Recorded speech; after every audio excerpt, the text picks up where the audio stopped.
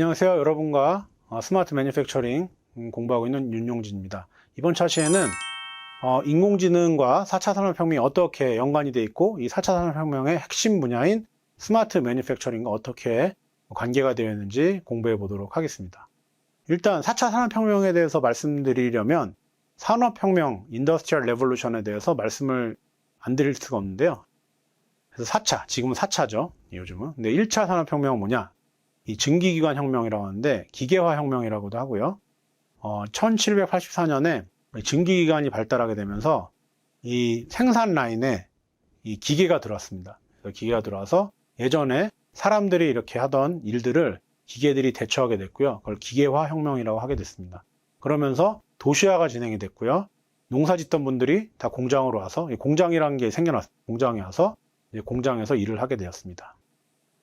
2차 산업혁명은 전기화학혁명이라고 하는데요.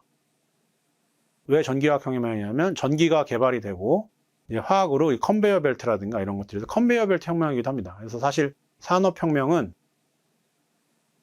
제조, 매니팩처링 라인이 얼마나 스마트하게 진화가 됐냐에 따라서 나누고 있습니다. 그래서 예전에 1차 산업혁명 때 이렇게 몰아놓고 조립을 하던 그런 걸 떠나서 라인을 이동하면서 사람들이 필요한 그 일들을 수행을 하는, 그래서 대량 생산이 가능하게 된 것을 전기화학혁명, 2차 산업혁명이라고 합니다. 3차 산업혁명부터 이제 우리랑 좀 저도 경험을 하고 있는데 3차 산업혁명은 이 컨베이어 벨트가 이렇게 라인이 된 그런 데서 이제 거기 사람들이 하던 것 중에 좀 지루한 일들이나 정밀도를 요구하는 일들을 로봇이 대체하게 됐습니다. 그래서 그 IT 기술이 접목이 되면서 약간 부분적인 자동화가 됐다고 보시면 될 것 같고요. 4차 산업혁명은 그 로봇이 완전 자동화로 사람이 필요 없는 로봇이 브레인을 달게 됐어요.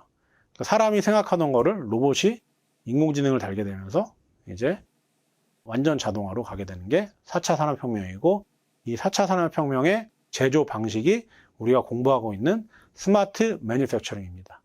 그래서 이렇게 4차 산업혁명과 스마트 매니팩처링은 뗄래야 뗄 수 없는 관계고요.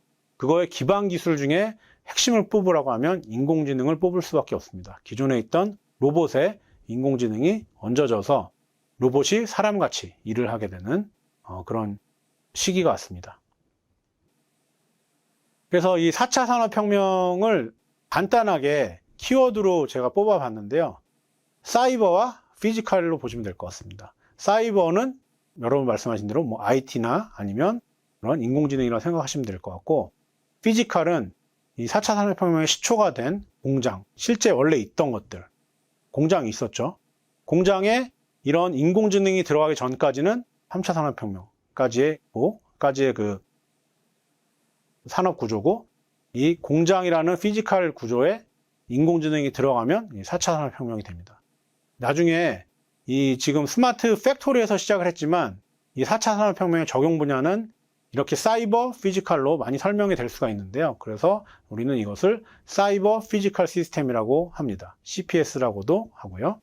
그래서 이 4차 산업혁명의 시작은 2014년에 독일에서 인더스트리 4.0이라고 해서 스마트 팩토리가 대두되면서 시작이 됐고요. 지멘스라든가 아디다스 스피드 팩토리라든가 여러 회사에서 공장의 전 공정을 자동화하는 데 시작이 됐습니다. 그 기반 기술에는 인터넷 오브 싱스, 사물 인터넷이 있었고, 그다음에 빅데이터와 블록체인이 있었고, 그다음에 제 생각에도 가장 핵심 기술이라고 할 수 있는 인공지능이 있었고요. 그다음에 3D 프린팅, 다 이렇게 인공지능이나 블록체인이나 빅데이터나 IoT는 하드웨어가 있긴 하지만 대부분 그 눈에 안 보이는 그런 데이터들이죠. 근데 3D 프린팅은 그런 것들을 눈에 보이는 걸로 만들어줄 수 있는, 그래서 3D 프린팅도 이 스마트 팩토리의 매우 중요한 부분이고요. 그런 걸 할 수 있는 로봇이라든가 드론, UAV 이런 것들이 4차 산업혁명의 기반 기술이라고 보시면 될 것 같습니다. 그럼 이 4차 산업혁명의 그 예를 좀 들어보겠습니다. 아까 4차 산업혁명이 뭐라고 했죠? 사이버 피지컬 시스템이라고 했죠. 사이버는 인공지능, 피지컬은 우리가 실제로 만지고 볼 수 있는 것들, 그죠? 그러면은 가장 4차 혁명이랑 관련되어 있는 게 스마트 매니팩처링을 통한 스마트 팩토리죠, 그죠? 스마트 팩토리 보시면은 스피드 팩토리도 있고 지멘스의 자동화 공장이 있습니다. 공장이라는 예전에 사람들이 가서 일을 했던 그런 공간에, 실제적인 피지컬한 공간에 스마트라는 인공지능이 들어간 거예요. 그래서 지금의 스마트 팩토리에는 감독 관리자 한두 명 말고는 사람이 없습니다. 다 로봇이 인공지능을 탑재하고 일을 하고 있어요. 제조를 하고 있어요. 그래서 그걸 스마트 팩토리라고 하고, 이게 4차 산업혁명의 시작이 된 인더스트리 4.0이라고 보시면 될 것 같습니다. 다른 예로는 스마트 홈이 있겠습니다. 그죠? 홈이라는, 예전부터 인류는 집에서 살아왔죠. 홈이라고. 근데 예전에는 그냥 제가 냉장고 가서 이렇게 문 열고, 그죠? 제가 다 했죠. 청소도 뭐 하고, 제가 하고. 근데 이제 로봇이 나오면서 로봇이 알아서 필요할 때 청소를 하게 되고, 냉난방을 필요할 때 끄게 되고, 이런 것들이 다 로봇들이, 아니면 그 기기들이 그 인공지능을 탑재해서 스마트하게 된 거예요. 그래서 스마트 홈. 아까 소개드린 그런 그 인공지능 스피커도 이 안에 들어가 있고요. 인공지능 스피커는 뭐 차에도 들어가 있지만 하여튼 스마트 홈의 일부분으로 들어가 있고, 이렇게 각각 가전기기들이나 이런 집에 여러 냉난방 시설이나 이런 것들을 인공지능을 통해서 사람이 직접 예전에 했던 것들을 인공지능이 대신해주고 있습니다. 그래서 스마트 홈, 스마트는 사이버, 홈은 피지컬. 그래서 사이버 피지컬 시스템의 또 한 예라고 보시면 될 것 같습니다. 또 세 번째로는 뭐가 있죠? 스마트 카가 있겠죠. 똑같이. 카라는 예전에 다 차가 있었어요. 그런데 차에 누가 운전했죠? 예, 사람이 운전했죠. 옛날에 사람들이 다 운전했는데, 이제는 스마트 카라는 거는 인공지능이, 컴퓨터가 운전하는 겁니다. 컴퓨터가 보행자가 누군지 보고 주변 시설이 누군지 파악을 하고, 그 다음에 옆차, 앞차, 뒤차 다 파악을 해서 알아서, 사람은 가만히 있고, 오토노머스 카라고도 하죠. 자율주행차라고도 하는데 스마트 카입니다. 예, 그래서 그런 인공지능이 스마트에 들어가 있고, 카라는 피지컬, 예전에 있던 피직, 그죠? 예전에 있던 물체에 이렇게 들어가 있는 그런 상황이고요. 그래서 이런 세 가지 대표적인 예를 들었는데, 이렇게 4차 산업혁명에는 그 시초는 스마트 팩토리, 스마트 매니팩처링이 있었고, 그게 파생된 산업 분야에는 뭐 스마트 썸씽 붙이면 스마트 X 하면은 다 4차 산업혁명의 결과물이라고 보시면 될 것 같습니다. 예. 그래서 이런 4차 산업혁명의 또 다른 또 제품 혁신은 아까 말씀드렸지만 그 스마트 매니팩처링이라고 볼 수 있는데요. 스마트 매니팩처링의 한번 예를 들어보시면, 이제 언더아머의 예를 들어보겠습니다. 이 언더아머는 이제 운동화나 이런 운동용 관련 제품을 파는 회사인데, 이 보스턴 마라톤이 11월에 열리는데 미리 그 고객의 그 니즈를 미리미리 패턴을 분석을 해서 그 11월에 열리기 전에 7월이나 8월, 9월에 제품을 내놓습니다. 11월에 고객들이 이러이런 색깔과 이러이런 재질과 이러이러한 것들을 좋아할 것이다라는 것을 SNS라든가 고객들이 흘려놓는, 그런 고객들도 모르는 자신들의 고객들의 빅데이터를 수집을 해서 이 나의 고객은 이런 제품을 좋아할 것이다 해서 이런 제품 생산을 하게 됩니다. 그게 스마트 매니팩처링의 핵심이고, 제품 디자인, 기획부터 빅데이터나 인공지능이 들어가서 작업을 하고 있습니다. 그게 이미 몇 년 전부터 일어나고 있는 상황입니다.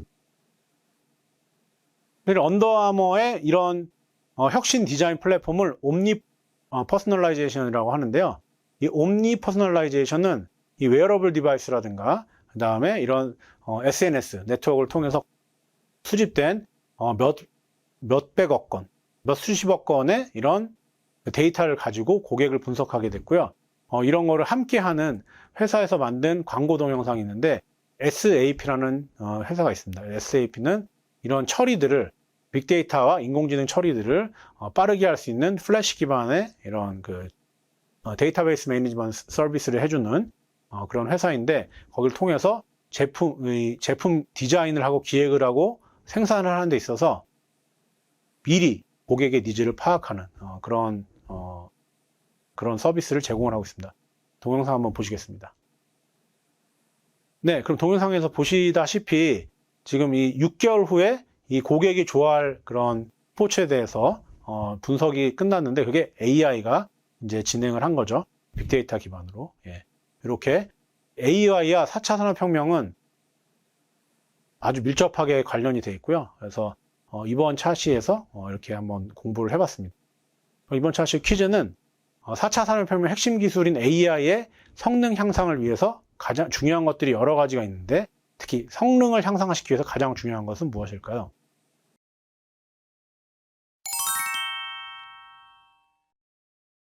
네, 성능 향상에서 가장 중요한 것은 빅데이터죠. 그죠?